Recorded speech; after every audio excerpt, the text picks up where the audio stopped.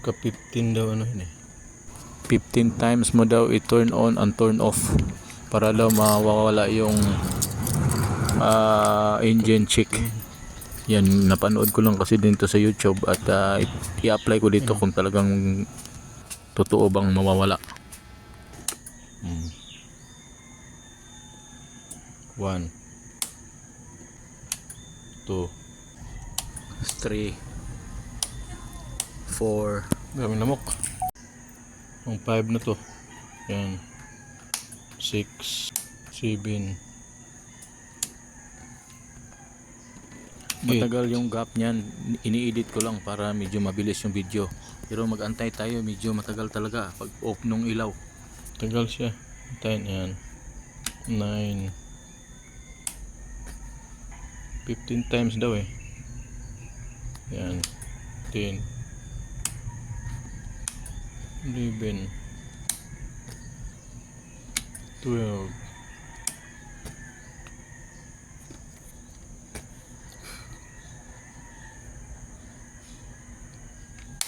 13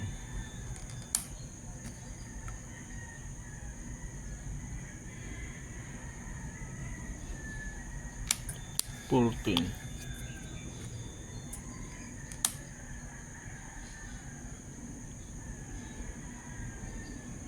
tagal no?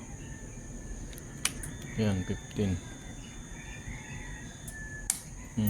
15 paano tag helmet kaya isuot na natin pag namatayan ayun na start na natin.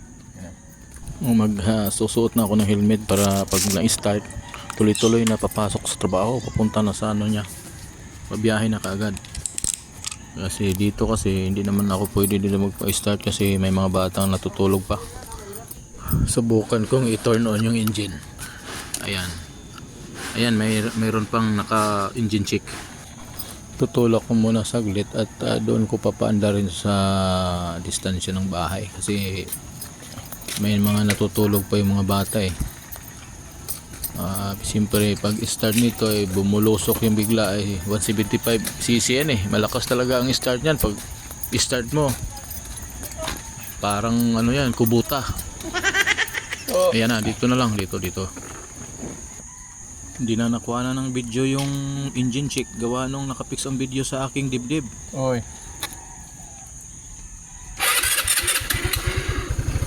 oy, wala na oh, diba? Wala na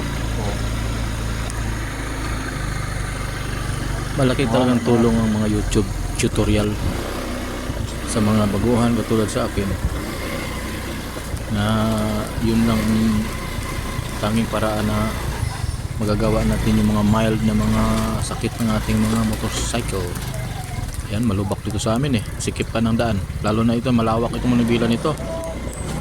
Ayan na, dire-diretso. Okay, thank you for watching. Please subscribe to my channel.